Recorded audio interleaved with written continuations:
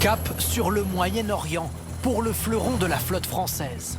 Un signal fort, mais aussi un soutien opérationnel pour protéger nos implantations et nos alliés contre les attaques iraniennes. Le porte-avions Charles de Gaulle a quitté ce soir le port de Malmö en Suède, alors qu'il s'apprêtait à participer à un exercice interallié. À son bord, 1800 marins, au moins une vingtaine de ces chasseurs Rafale, 2 avions radars et 3 hélicoptères.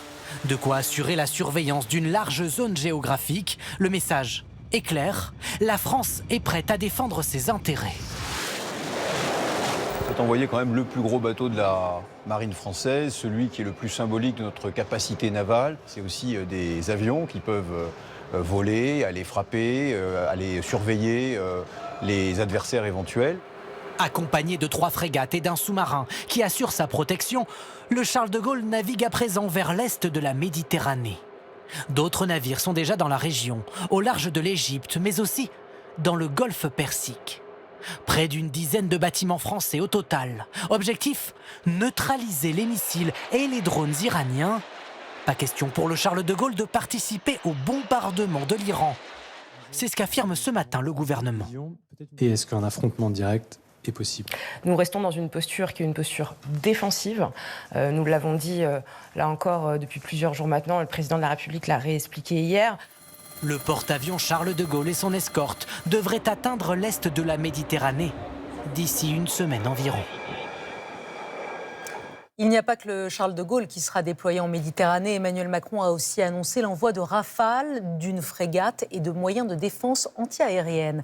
À quoi serviront-ils? Quelles actions défensives pourront-ils accomplir sans pour autant nous impliquer directement dans le conflit? On voit ça avec Alexandra Lay et Juliette Jonas. Des rafales supplémentaires, des frégates en renfort, pour défendre nos bases militaires. La France affirme sa présence au Moyen-Orient. Avec quels moyens précisément? La frégate Languedoc est arrivée hier soir en soutien en Méditerranée orientale, au large de Chypre. Là où une base navale britannique a été visée par des drones dimanche dernier. Cette même frégate s'est illustrée en 2023. C'est elle qui avait abattu avec ses missiles des drones lancés depuis le Yémen. Également positionnés dans la zone des Rafales, des systèmes de défense antiaérienne et des avions radars comme les AWACS. Quelles sont leurs missions? Objectif prioritaire, protéger les intérêts français dans la région. La France dispose d'une base permanente aux Émirats arabes unis. En Jordanie, plusieurs Rafales sont stationnés. Des militaires sont aussi déployés au Liban, en Syrie et en Irak, dans le cadre d'opérations internationales. Au total, environ 3000 hommes. Les installations françaises aux Émirats ont déjà été visées. Un drone s'est écrasé sur la base d'Abu Dhabi. Mais pour l'heure, ce déploiement reste strictement défensif. La position de la France est claire. Elle ne prend pas part à l'opération israélo-américaine. Elle défend ses intérêts et la sécurité de ses ressortissants. Ce sont 2 positions légalement très différentes. Nous sommes dans l'application du droit international. Le but est aussi de défendre les pays dans la région auxquels nous sommes liés. Avec quels accords? La France coopère régulièrement avec de nombreux pays du Golfe. Formation, entraînement, exercices conjoints. L'accord qui nous lie aux Émirats arabes unis a été renforcé en 2009. Il prévoit une assistance en cas d'agression extérieure. L'engagement militaire n'est pas automatique, mais la crédibilité de la France est en jeu, car elle vend régulièrement du matériel militaire dans la région. En achetant ce genre de matériel, ils achètent aussi une sécurité, ou du moins ils espèrent un appui d'une grande puissance militaire comme l'est la France. On ne pourrait pas comprendre le fait d'acheter du matériel et qu'il n'y ait pas derrière un soutien qui soit au-delà de la maintenance et de la logistique ou de l'entraînement.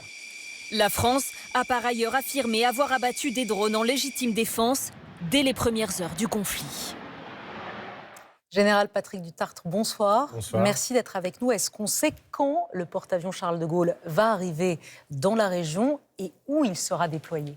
Alors on le sait et on sait également où est-ce qu'il sera déployé, mais je ne vous le dirai pas par sécurité. Secret. Ben oui, c'est un peu un secret quand même. On peut quand même estimer raisonnablement, sans trahir de secret d'État, que ce sera en Méditerranée orientale et puis quelques jours, peut-être une dizaine de jours, une petite semaine, ça dépend.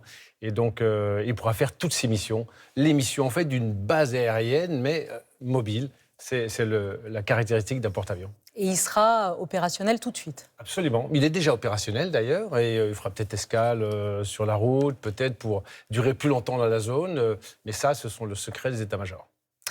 Au cœur, vous restez avec nous, au cœur des attaques iraniennes sur les pays du Golfe, il y a les drones, les fameux drones Shahed dont l'Iran s'est massivement doté ces dernières années.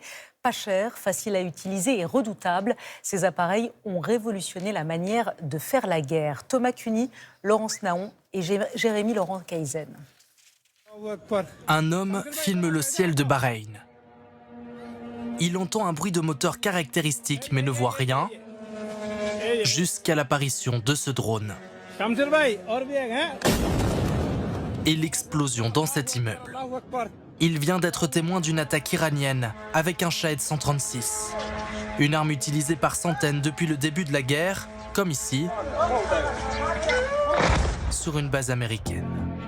Les Shahed 136 sont une création iranienne. On les reconnaît à leur forme triangulaire.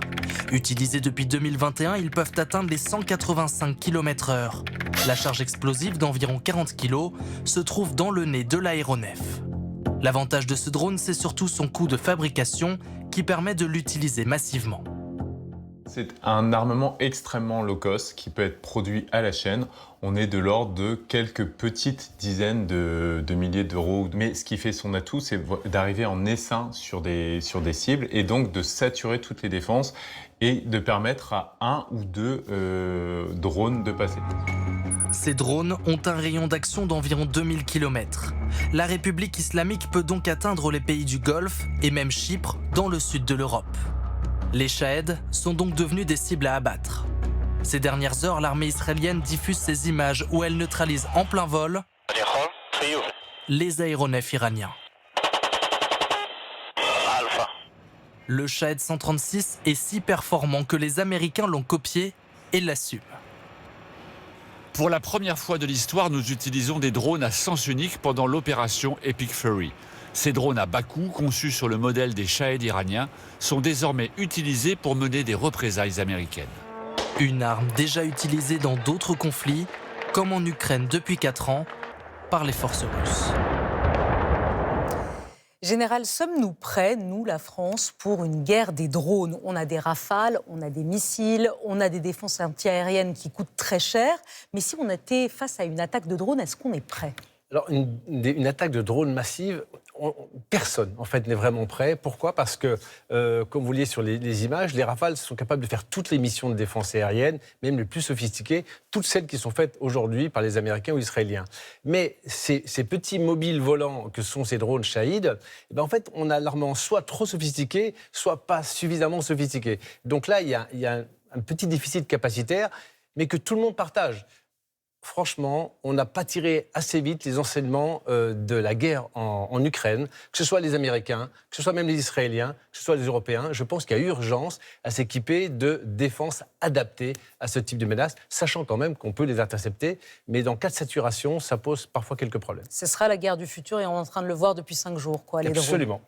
L'Iran dit avoir pris le contrôle total du détroit d'Ormuz, cette zone capitale pour le commerce international, par où transite le quart du pétrole et du gaz mondial. Les pétroliers contournent depuis 5 jours ce lieu de passage où le trafic a chuté de 90%. Hier, Emmanuel Macron a parlé d'une coalition pour sécuriser le détroit d'Ormuz. Mais est-ce seulement possible? Manon Martel, Claire Vérov, Audrey Burla. Voici la zone stratégique sur laquelle mise l'Iran pour peser dans le conflit. Le détroit d'Ormuz où passe un quart du pétrole mondial. Mais depuis plusieurs jours, plus aucun navire ne le traverse. Pire, ceux qui essaient sont bombardés par l'Iran, comme ce pétrolier, 4 marins blessés. Le dernier ce midi, le Seyfin Prestige stoppé net, touché par un projectile. Les gardiens de la Révolution affirment avoir le contrôle total du détroit. Le détroit est fermé. Si quiconque souhaite le traverser, nous incendierons leur navire. Réelle menace, l'Iran peut-il vraiment maîtriser ce détroit de 50 km de large, dont 10 réellement navigables? Selon un rapport du Congrès américain, le pays des mollahs a en tout cas les moyens de le déstabiliser. Grâce à des mines sous-marines, des vedettes rapides chargées de missiles, d'autres missiles tirés depuis la terre, ou encore des drones. Mais pour les spécialistes de la défense, impossible pour l'Iran de bloquer réellement le détroit. Il faut être clair, aujourd'hui la marine iranienne, elle est totalement anéantie. Il y a encore une frégate qui a été détruite aujourd'hui. Leurs sous-marins certainement ne peuvent plus bouger sans être détectés. Donc ils n'auront jamais la maîtrise de la zone. Par contre, leur capacité à être une nuisance pour la libre navigation dans le détroit d'Ormuz, ça c'est une réalité. Selon le rapport américain, le désarmement de la zone pourrait être long. Un tel effort prendrait probablement un certain temps, des jours, des semaines, voire des mois. En particulier si un grand nombre de mines iraniennes devaient être retirées du Golfe.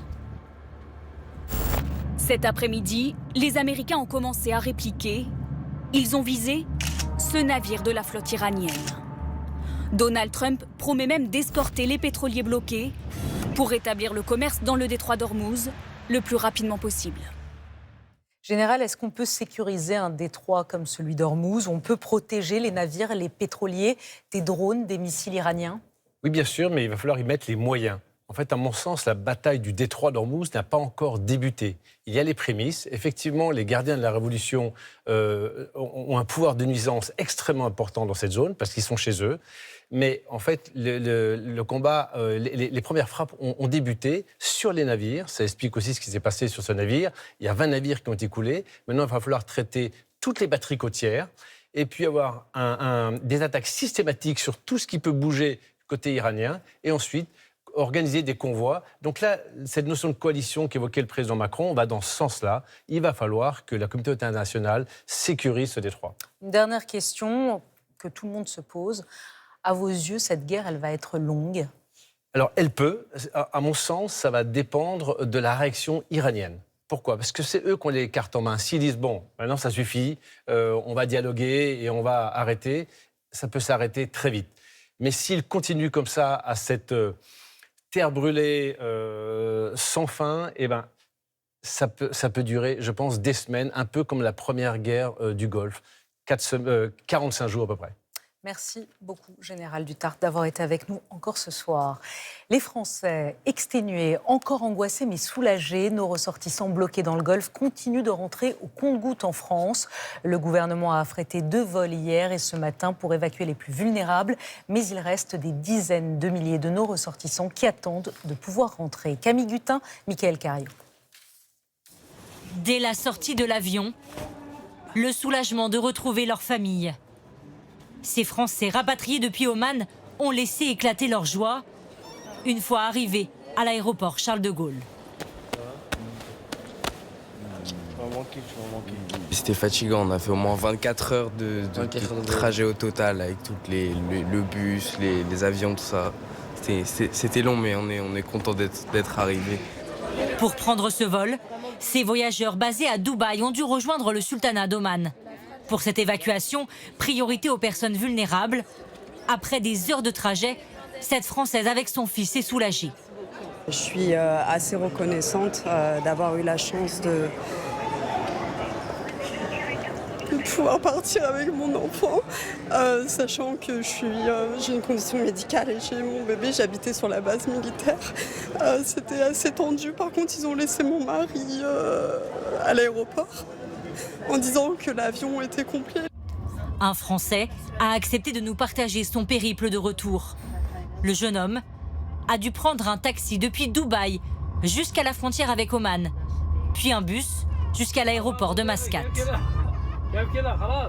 Tu passes la frontière, le bus te sort, il te conduit à une espèce de station-service où là il y a plein de taxis qui nous attendaient, et tu négocies ton prix et tout le monde se jette sur toi il te voit comme un portefeuille ambulant. Et voilà, jusqu'à Mascate, ça nous a pris un bon 7 heures, je crois.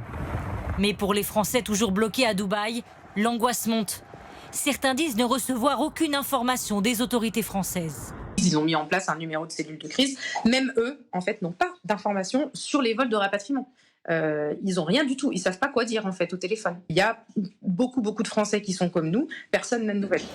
Ce soir, un vol en provenance de Beyrouth vient d'atterrir à Paris. Les passagers nous montrent les dernières frappes juste avant de monter dans l'avion. Nous, on a vécu 3 jours horribles. Avec des bombardements toute la nuit. Les enfants, on s'est réveillés pendant 5 minutes. On ne comprenait pas pourquoi on tremblait. 400 000 Français sont présents dans la région. Des centaines d'entre eux attendent aujourd'hui d'être évacués. Et va-t-on vers une crise énergétique provoquée par cette guerre au Moyen-Orient? Les prix à la pompe ont déjà augmenté de quelques centimes cette semaine. Quant au gaz, eh bien, il flambe depuis lundi. Alors votre facture va-t-elle augmenter? Quand et de combien? Chloé Tixier et Philippe Maire. À plus de 4000 km du conflit, à Paris, ce retraité est attentif à la situation au Moyen-Orient. Il craint les répercussions sur sa facture de gaz. Il paye aujourd'hui 46 € par mois pour l'eau chaude et le chauffage. Le montant va forcément augmenter, puisque là, il n'y a pas encore l'impact de la crise en Iran et de ses conséquences. Les dépenses globales, générales, augmentent, les dépenses d'énergie augmentent aussi. Par contre, ma retraite n'augmente pas. Comme lui, près de 5 millions de foyers ont souscrit à une offre dont le prix est indexé sur le marché. Et avec la guerre, les cours du gaz ont bondi, jusqu'à plus 50% en quelques jours. Une envolée qui devrait se répercuter à partir du mois de mai sur les factures. Il y a 2 scénarios.